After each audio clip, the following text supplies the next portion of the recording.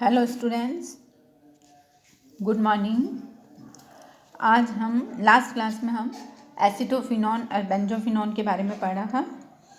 आज हम carbonyl group की कुछ स्पेशल रिडक्शन रिएक्शंस को स्टडी करेंगे जो कि केवल कार्बोनिल ग्रुप शो करते हैं। उसमें हम फर्स्ट लेते हैं मीरविन-पोंडोरोव-वर्ली रिडक्शन। मीरविन-पोंडोरोव-वर्ली रिडक्शन में आइसोप्रोपिल अल्कोहल में एल्यूमिनियम अल्कोऑक्साइड एज ए रिएजेंट की तरह हम यूज़ लेते हैं और आइसोप्रोपिल अल्कोहल हमारा रिएजेंट होता है और एल्यूमिनियम अल्कोऑक्साइड कैटेलिस्ट होता है। उनकी प्रेजेंस में हम एल्डिहाइड या कीटोन को गर्म करते हैं तो इसमें उसका अपचयन हो जाता है और हमें अल्कोहल मिलता है। इसे मीरविन-पोंडोरोव-वर्ली रिडक्शन कहते हैं। एल्डिहाइड प्राथमिक अल्कोहल और कीटोन जो है वो सेकेंडरी अल्कोहल देता है। यह अभिक्रिया आइसोप्रोपिल अल्कोहल के आधिक्य में कराते हैं। साथ में जो उत्पाद बने हुए एसीटोन को आसवन द्वारा हटा दिया जाता है ताकि अभिक्रिया जो है वो फॉरवर्ड डायरेक्शन में चलती रहे। इसके बाद हमारी नेक्स्ट रिएक्शन है wolf-Kishner reduction reaction. Wolf-Kishner reduction reaction में एल्डिहाइड या कीटोन की हाइड्रोजन के साथ क्षार की उपस्थिति में NaOH या KOH के साथ इनकी अभिक्रिया कराते हैं तो इसमें जो कार्बोनिल समूह है वो मैथिलीन समूह में अपचयित हो जाता है। इसकी हम अभिक्रिया देखते हैं। एल्डिहाइड और कीटोन की हम हाइड्रोजन के साथ कराते हैं NH2 के साथ, तो इसमें वाटर मॉलिक्यूल का पहले लॉस हो जाता है तो डबल बॉन्ड NH2 बन जाता है और फिर उसकी हम क्षार की उपस्थिति में गर्म करते हैं तो इस हाइड्रोजन ग्रुप का रिडक्शन हो जाता है और हमें CH2 ग्रुप में रिडक्शन हो जाता है और हाइड्रोकार्बन बनता है। इसी प्रकार से हम और अभिक्रिया ले सकते हैं, जैसे 2-ऑक्टेनॉन की हम अभिक्रिया कराते हैं। पहले हाइड्रोजन के साथ कराएंगे और फिर क्षार की उपस्थिति में अभिक्रिया कराएंगे तो हमें इसमें ऑक्टेन प्राप्त हो जाएगा। इसी प्रकार से हम एसिटोफिनॉन का रिडक्शन कराते हैं तो हमें इथाइल बेंजीन इसमें मिल जाता है। तो वुल्फ-किश्नर जो है बहुत ही अच्छा रिडक्शन है, इससे हम डायरेक्ट हाइड्रोकार्बन का फॉर्मेशन कर सकते हैं। नेक्स्ट हमारी रिडक्शन रिएक्शन है लिथियम एल्यूमिनियम हाइड्राइड के साथ LiAlH4 के साथ हम इनका अपचयन कराते हैं। इसकी प्रेजेंस में एल्डिहाइड जो है वो प्राइमरी अल्कोहल का निर्माण करता है और कीटोन जो है वो सेकेंडरी अल्कोहल का निर्माण करता है। यह लिथियम एल्यूमिनियम हाइड्राइड जो है वो सोडियम बोरोहाइड्राइड के कंपैरेटिव स्ट्रॉन्ग रिएजेंट होता है, स्ट्रॉन्ग रिड्यूसिंग रिएजेंट होता है। एल्डिहाइड का रिडक्शन कीटोन की तुलना में कम त्रिविम बाधा के कारण जल्दी से हो जाता है, क्योंकि एल्डिहाइड में एक ही एल्किल ग्रुप होता है और कीटोन में 2 एल्किल ग्रुप होता है तो उसमें स्टेरिक फैक्टर इफेक्ट डालता है। हेप्टेनैल का हम रिडक्शन कराते हैं लिथियम एल्यूमिनियम हाइड्राइड के साथ ईथर की प्रेजेंस में और फिर हम उसका हाइड्रोलाइसिस कराते हैं तो हमें हेप्टेनॉल प्राप्त होता है। इसी तरह से हम साइक्लोपेंटेनॉन का रिडक्शन कराते हैं तो हमें साइक्लोपेंटेनॉल मिलता है। 2-ब्यूटेनॉन का हम रिडक्शन कराते हैं तो इसमें 2-ब्यूटेनॉल हमें मिलता है। मतलब जहाँ पर कीटोनिक ग्रुप है वहाँ पर उसका रिडक्शन होकर अल्कोहलिक ग्रुप बन जाता है। अगर कोई हमारा अनसैचुरेटेड कार्बोनिल कंपाउंड है तो उस कंडीशन में LiAlH4 जो है वो डबल बॉन्ड या कोई भी ट्रिपल बॉन्ड अनसैचुरेशन का रिडक्शन नहीं करते हैं, वो सिर्फ कार्बोनिल ग्रुप का ही रिडक्शन करते हैं। जैसे हम एग्जांपल लेते हैं क्रोटोन एल्डिहाइड का। क्रोटोन एल्डिहाइड का हम रिडक्शन कराते हैं तो इसमें क्रोटिल अल्कोहल बन जाता है। इसमें सिर्फ एल्डिहाइड ग्रुप का ही रिडक्शन हुआ है। नेक्स्ट हम कराते हैं 2-साइक्लोहेक्सेनोन का, इसका रिडक्शन कराते हैं तो हमारा रिंग में उपस्थित डबल बॉन्ड का रिडक्शन नहीं होता है और ऊपर OH ग्रुप का फॉर्मेशन हो जाता है। तो इस प्रकार से ये कुछ स्पेशल रिएक्शन थी कार्बोनिल कंपाउंड्स की जो कि ये स्पेशली शो करते हैं। आगे हम देखते हैं alpha beta unsaturated carbonyl compounds के बारे में स्टडी करते हैं। इस प्रकार के यौगिकों में एक C और C O ग्रुप होते हैं। जो डबल बॉन्ड होता है वो COO ग्रुप की अल्फ़ा बीटा पोजीशन पर होता है, इसलिए इन्हें alpha beta unsaturated carbonyl compounds बोलते हैं। इनमें कार्बोनिल ग्रुप में और डबल बॉन्ड में कॉन्जुगेशन प्रेजेंट होता है, जिसके कारण ये निम्न प्रकार से अनुनाद प्रदर्शित करते हैं। जैसा हम देखते हैं O की विद्युत ऋणता ज़्यादा होने के कारण इलेक्ट्रॉन उधर मूव करते हैं, तो ऑक्सीजन पर नेगेटिव चार्ज आ जाता है और कार्बन पर पॉजिटिव चार्ज आ जाता है, और उसकी तरफ डबल बॉन्ड अट्रैक्ट होते हैं, तो उसमें दूसरे कार्बन पर पॉजिटिव चार्ज हो जाता है। इस प्रकार से इसमें रेजोनेंस होता है, अनुनादी संरचना बनती है। इस अनुनाद के कारण कार्बन कार्बन द्विबंध जो होता है उसकी एक्टिविटी कम हो जाती है, क्योंकि कार्बोनिल ग्रुप जो होता है वो इलेक्ट्रॉन विड्रॉइंग इफेक्ट डालता है, जिससे वो द्विबंध के कार्बन पर पॉजिटिव चार्ज को जनरेट कर देता है।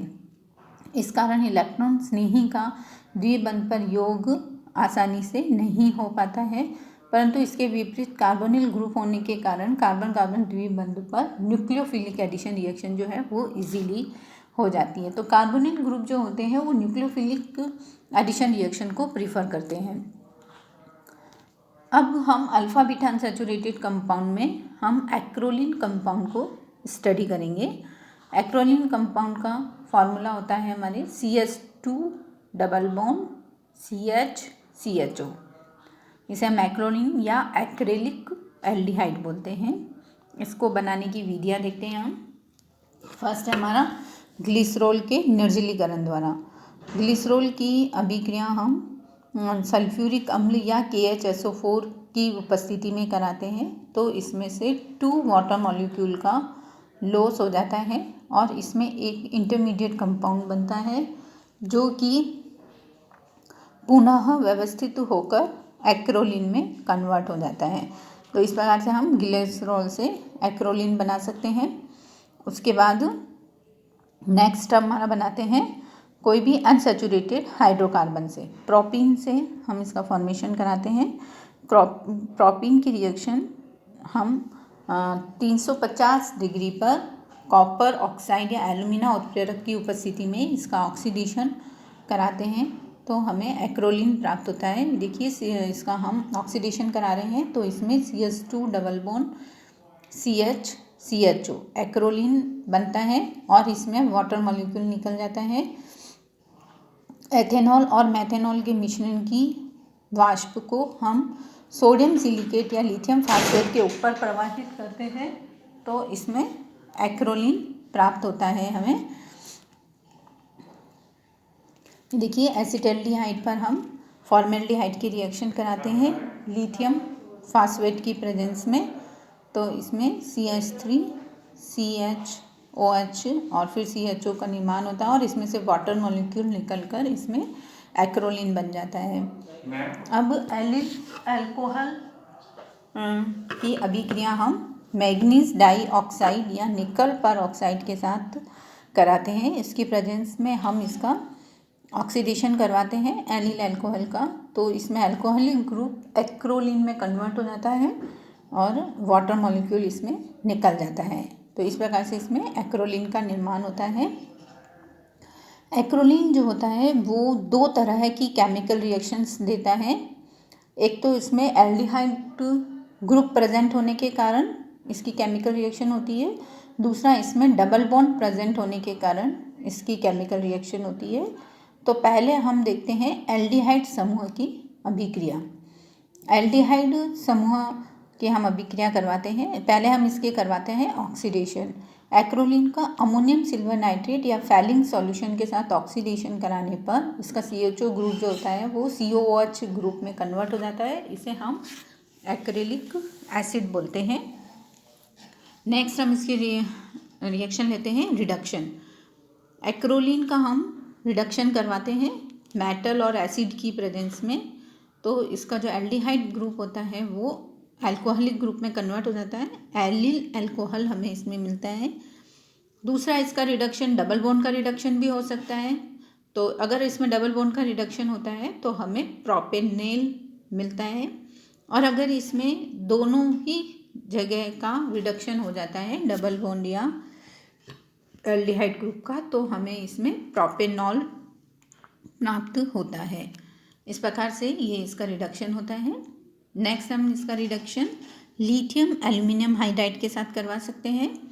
लिथियम एल्यूमिनियम हाइड्राइड की प्रेजेंस में जब हम इसका रिडक्शन कराते हैं तो हमें एलिल अल्कोहल इसमें प्राप्त होता है। इसमें डबल बॉन्ड का रिडक्शन नहीं होता है। नेक्स्ट हम कराते हैं सोडियम अमलगम के साथ। सोडियम अमलगम के साथ इसका रिडक्शन करने पर, चूँकि यह स्ट्रॉन्ग रिड्यूसिंग एजेंट होता है, तो ये डबल बॉन्ड का और एल्डिहाइड ग्रुप दोनों का रिडक्शन कर देते हैं और इसमें प्रोपेनॉल बन जाता है, 1 प्रोपेनॉल। नेक्स्ट हम इसका रिडक्शन कराते हैं एल्यूमिनियम आइसोप्रोपोक्साइड के साथ, जो हमने कराया था अभी मीरवान पांडोरॉफ वर्ली रिडक्शन, उसमें हम इसका रिडक्शन कराते हैं एल्यूमिनियम आइसोप्रोपोक्साइड के साथ। तो इसमें इसका अल्कोहल में ये कन्वर्ट हो जाता है। नेक्स्ट हम इसका रिडक्शन करा सकते हैं। नेक्स्ट इसकी अभिक्रिया है HCN के साथ। HCN जो होता है वो एल्डिहाइड ग्रुप पर न्यूक्लियोफिलिक एडिशन रिएक्शन देता है, तो इसमें HCN ग्रुप जाके जुड़ जाता है और इसमें OH और CN का निर्माण होता है। फिर हम इसकी अभिक्रिया जैसे हमने पहले कराई थी फेनिल हाइड्रोजन के साथ करवाते हैं, तो इसमें से वाटर मॉलिक्यूल निकल जाएगा और उसका फेनिल हाइड्रोजन कंपाउंड का फॉर्मेशन होगा। नेक्स्ट हमारी रिएक्शन है एक्रोलीन की अभिक्रिया हम ओजोन से कराते हैं, तो ओजोनोलाइसिस प्रक्रिया में इसमें फॉर्मिक एसिड और फॉर्मेल्डिहाइड हमें प्राप्त होता है। नेक्स्ट इसकी अभिक्रिया है टिशेंको अभिक्रिया। एल्यूमिनियम एल्को ऑक्साइड के साथ ये टिशेंको अभिक्रिया पूर्ण होती है।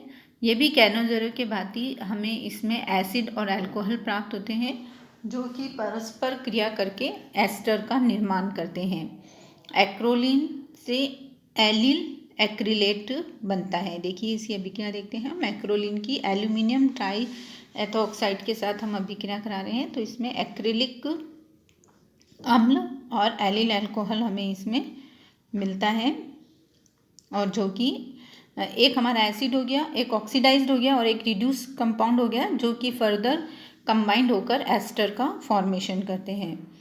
तो ये हमने इसकी कुछ केमिकल रिएक्शंस देखी। इसके आगे हम नेक्स्ट क्लास में स्टडी करेंगे।